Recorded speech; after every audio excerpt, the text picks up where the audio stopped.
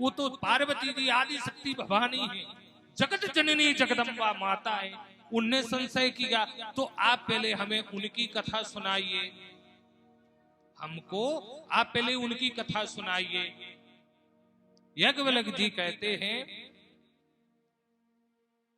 कि राम कथा शशि शरण समाना, राम कथा किस नहीं समाना, राम कथा शशि किरण समाना, राम कथा शशि किरण समाना, संत चकोर करें जी पाना, संत चकोर करें जी जाना, संत चकोर करें जी पाना, संत चकोर करें जी पाना।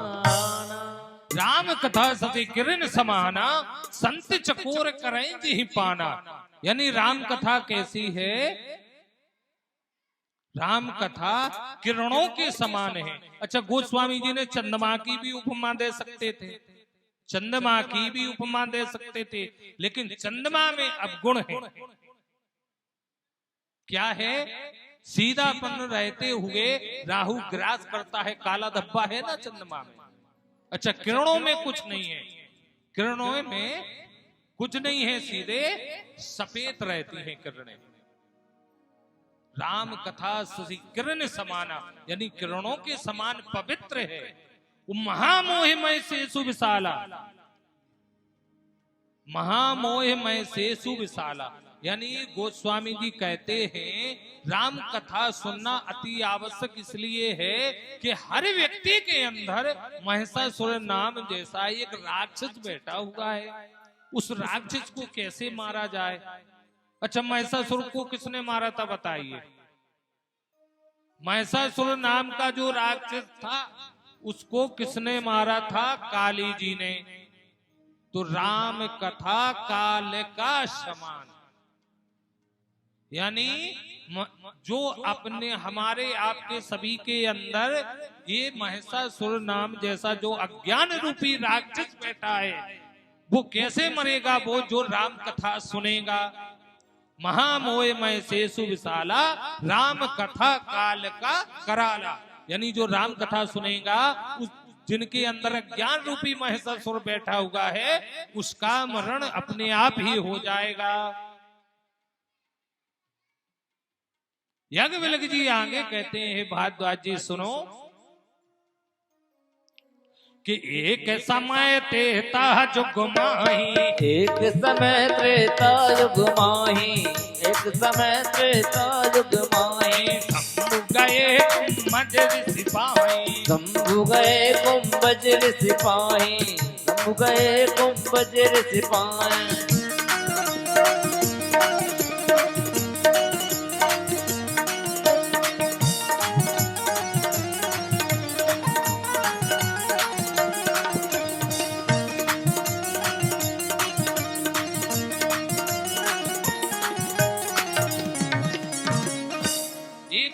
त्रेता युग माही, शंभु गए कुंभज सिपाही। देखिए, राम कथा सुनने का बड़ा ही शौक शिव जी को भी था, शिव जी भी बहुत सुनते थे। शिव जी के मन में हुआ कि राम कथा सुनना चाहिए, तो क्या करें? कैलाश पर्वत पर बैठे थे शंकर जी, एकाएक खड़े हो गए। तो माता सती ने कहा, हे प्रभु क्या हुआ, क्यों खड़े हो गए स्वामी? शंकर जी बोले, देवी हमको राम कथा सुनना है। तो सती जी ने कहा, ठीक है, किसी को बुला लेते हैं या आप खुद वक्ता हैं। शंकर जी ने कहा, देखो देवी, यदि कथा सुनना है तो कथा सुनने के कुछ नियम होते हैं। कथा सुनने का ये पहला नियम तो ये है कि नीचे बैठ करके सुनता है। यानी शंकर जी ने ये संदेश दिया है इस पृथ्वी पर जितने भी हैं सभी को, संत ब्राह्मणों को, जनता को, इसलिए संकेत दिया है कि यदि आपको कथा सुनना है तो आपको नीचे उतरना पड़ेगा। कि शंकर जी को कथा सुननी थी तो अगस्त ऋषि को, किसी भी ऋषि को कैलाश पर पर्वत पे भी तो बुला सकते थे। आदित्य थी, आदेश भेजने था, ये हिम्मत किसमें थी कि मना कर दे? लेकिन नहीं, शिव जी कहते हैं नीचे जाने पड़ेगा। कथा यदि सुनना है तो नीचे उतरना ही पड़ेगा। यानी आपके पास खाली बाटल पानी की है, उसमें पानी भरना है तो बाटल को नीचे, वो दूसरे लोटे से या गिलास से आप जल भरते हो तो जल का पात्र ऊपर रहता है, वो जिस पात्र में जल भरता है वो नीचे रहता है। इसी प्रकार यदि कथा आपको सुनना है तो जो अहंकार रूप है मन में विराजमान है उसको आपको नीचे उतारना ही पड़ेगा, तभी कथा समझ में आएगी, ना तो कथा समझ में नहीं आती है। शंकर जी ने कहा हे देवी अपन को नीचे चलना पड़ेगा। कथा कहीं कहाँ चलना है, कहीं अगस्त ऋषि के आश्रम में उधर राम कथा हो रही है, वो मेरा मन हो गया अब तो मैं सुनने ही जाऊंगा।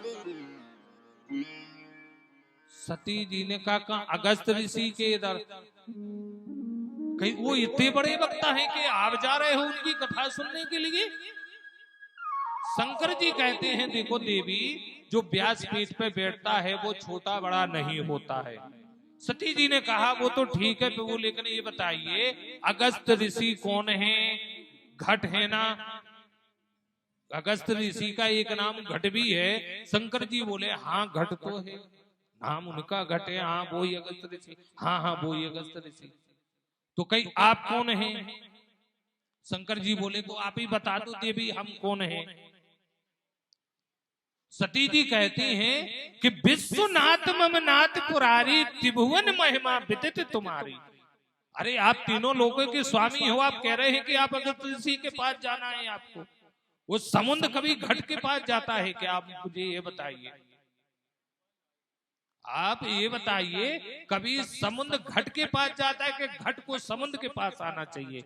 शिव जी कहते हैं देखो भगवान का चरित्र ऐसा है कि उनके पास घट भी जाते हो समुद्र ही चले जाते हैं। वो आप संशय मत करो, वो ऐसा घट है कि वो समुद्र को पी जा। वो अगस्त ऋषि पी गए थे 3 अंजलि में, केशवाय नमः, नारायणाय नमः, माधवाय नमः, 3 अंजलि में पूरे समुद्र को पी गए थे। वो तो देवताओं ने प्रार्थना की तो निकाल दिया था, आज जो जल मिल रहा है। तो शंकर जी कहते हैं देखो देवी, जो व्यासपीठ पे बैठ जाता है वो छोटा बड़ा नहीं रहता है। लेकिन सती जी के मन में यही संशय है। अगस्त जी तीनों लोगों के स्वामी जा रहे हैं, अब जब शंकर जी का आदेश है तो जाना ही पड़ेगा। सती जी मन में यही विचार कर रही हैं, विचार कर रही है किसी अगस्त ऋषि के आश्रम में आए। गोस्वामी जी ने लिखा है जैसी सती आई तो अगस्त ऋषि जी ने क्या किया, जैसे शिव जी को आते हुए देखकर प्रणाम किया, सुंदर आसन पे बैठा रहा, उनके चरण पखारे, शिव जी के और माता सती के सुंदर आसन पे बैठा और हाथ जोड़ करके कहा हे प्रभु कहिए क्या आज्ञा है और किस लिए आपका आगमन हुआ है। शिव जी कहते हैं महाराज मुझे आप राम कथा सुनाइए, मुझे आप राम कथा सुनाइए।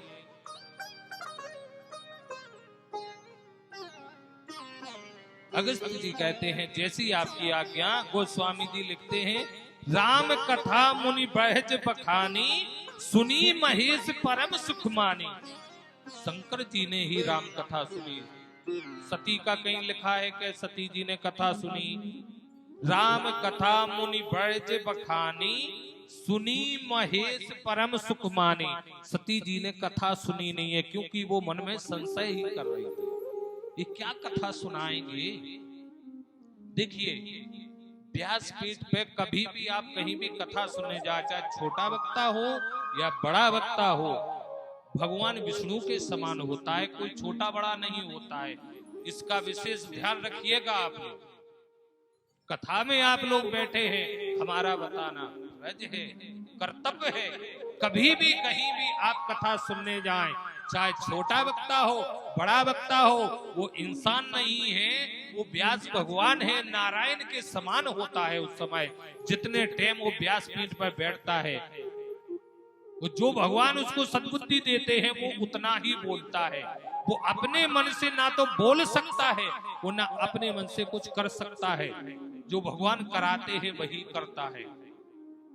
अच्छा एक चीज बताइए, वर वधू का ब्याह होता है लड़का लड़की का, तो 2.5 दिन के लिए वर होता है विष्णु भगवान के समान, वो कन्या यानी वधू होती है लक्ष्मी के समान। इसका प्रमाण क्या है तो आप विवाह पद्धति उठा लीजिएगा, उसमें जितने भी मंत्र हैं भगवान विष्णु के और लक्ष्मी जी के हैं, महाराज के नहीं है। एक भी मंत्र में कहीं वर वधू का लिखा हो कि बिटिया के लिए लड़का के लिए, पूरे मंत्र भगवान विष्णु और माता लक्ष्मी जी के ही है। तो 2.5 दिन के लिए रहता है वर वधू, यानी वर रहता है विष्णु के समान, वो कन्या लक्ष्मी जी के समान रहती है। इसी प्रकार जब तक जो इंसान इस व्यासपीठ पे बैठ जाता है वो साधारण मत समझ लीजिएगा, वो भगवान विष्णु के समान होता है। सती जी ने गलती कहाँ कर दी, इधर छोटे बड़े में पड़ गई। बोले विश्वनाथ ममनाथ पुरारी, अरे आप तो विश्व के नाथ हैं, वो अगस्त ऋषि घट हैं, उनके पास आप जा रहे हैं। बोली मैं देख रही हूं कि समुद्र घट के पास जा रहा है, इसलिए उनने कथा नहीं सुनी। जब कथा नहीं सुनी तो गोस्वामी जी ने उस पंक्ति में से माता सती का नाम ही निकाल लिया। सुनी महेश परम सुख मानी, सती जी का राम कथा मुनि वैद्य बखानी, सुनी महेश परम सुख मानी। वो जब आई थी, जब देखी कितना बढ़िया गोस्वामी जी ने लिखा सती जी के लिए, संग सती जग जननी भवानी। संग जब आई है कथा सुनने के लिए, कितना बढ़िया सम्मान मिलता है जब कथा सुनने के लिए आते हैं। वो ना सुने तो ये बात बिल्कुल ध्यान से सुनिएगा सब लोग, कथा सुनता है व्यक्ति, वो नहीं सुनता है, इस 2 चौपाइयों में बहुत कुछ छिपा हुआ है। जब सती जी शंकर जी के साथ आई तो गोस्वामी जी लिखते हैं कि संग सती जग जननी भवानी, यदि जगत जननी भवानी, पूरे जगत की माता साक्षात शंकर जी के साथ जा रही है। वो कथा नहीं सुनी तो नाम ही तक नहीं लिखा। सुनी महेश परम सुख मानी, वो मुनिसन विदा मांगत पुरारी, वो चले संगले दक्ष कुमारी। इतना सती लिखा न जगत जननी, लिखा न माता न कछु, क्योंकि भगवान की कथा नहीं सुनी। इससे ये शिक्षा लीजिएगा। देखिए मैं जितने भी संवाद बोल रहा हूं, मैं सभी मनुष्यों के जीवन से जोड़ करके बोल रहा हूं। मैं आप लोगों को सबके जीवन से जोड़ करके कथा कह रहा हूं। ये प्रसंग बहुत महत्वपूर्ण है। अच्छा, कथा सुनने का एक नियम और है कि पति पत्नी को साथ में आना चाहिए कथा सुनने के लिए। यदि किसी पत्नी के साथ उनका पति बैठा हुआ है और कथा सुन रहा है तो पत्नियों को डबल पुण्य प्राप्त होता है। आप लोग कल से विचार कर लीजिएगा, है ना, आप लोगों को डबल पुण्य प्राप्त होता है उनकी पत्नियों को। अच्छा, माताएं बहनें तो बैठी, लेकिन उनके शंकर जी को कहाँ छोड़े आई। आज एक ही शंकर जी 2-4 ही बैठे, इसलिए कल से अपने पतियों को भी साथ में लेकर के आए, वो अपने बच्चों को भी लेकर के आए। वो बच्चों को भी सुनाना अति आवश्यक है, अपने संस्कार देना बहुत ही आवश्यक हो गए हैं। क्योंकि शिक्षा तो प्राप्त हो रही है लेकिन दीक्षा नहीं प्राप्त हो रही है। वो शिक्षा तो रावण के पास भी थी, कितनी थी, बहुत थी, लेकिन अंत में क्या हुआ, सब कुछ विनाश। शिक्षा से ही सब कुछ नहीं चल सकता है, दीक्षा अति आवश्यक है। संस्कार व्यक्ति के अंदर जब तक नहीं है तो आपकी जो आजकल पढ़ाई लिखाई हो रही वो कहीं काम नहीं आने वाली। सब कुछ इधर ही कमाया है आपने, इधर ही आप छोड़ करके चले जाएंगे, कुछ साथ में लेकर के कोई जाता नहीं। हाँ, कोई लेकर के जाता हो तो आप लोग बताओ हमको। खाली हाथ आए थे, खाली हाथ जाओगे। आप कमाने के चक्कर में अपने संस्कार ही भूल गए। अच्छा, आदमी कहने लगा फलानी जगह पंडित जी हमने इतना बड़ा भंडारा करवाया, ढिकानी जगह इतना करवाया, हमने उधर इतना दान दिया, उतना दान दिया, वो घर में बाप मताई भूखे बैठे हुए हैं। ये कोई दान लगता है क्या? ये भंडारा आप करवा रहे हो, अच्छी बात है, इधर आपके घर के भगवान तो भूखे बैठे हुए हैं। इसलिए जो आजकल के बच्चे हैं उनको बहुत अति आवश्यक है अपने संस्कार दें। रोज रामचरितमानस का पाठ करवाएं, पाठ करवाना अति आवश्यक है। क्योंकि जो व्यक्ति श्री रामचरितमानस पढ़ता है उसका मार्ग ही बदल जाता है महाराज। इसमें अपन के गहत जीवन के बहुत ही समस्याएं जो हैं बड़ी बड़ी पहाड़ों जैसी, जो व्यक्ति रामचरितमानस पढ़ेगा उसको कहीं ना कहीं रास्ता मिल जाएगा, उसको एक मार्ग मिल जाता है। आपके ऊपर कोई कष्ट आया, रामचरितमानस के 2-4-10 चौपाई पढ़ लीजिएगा तो आपको आगे क्या करना है आपको उसका हल अवश्य मिल जाएगा, उसका हल आपको अवश्य मिल जाएगा।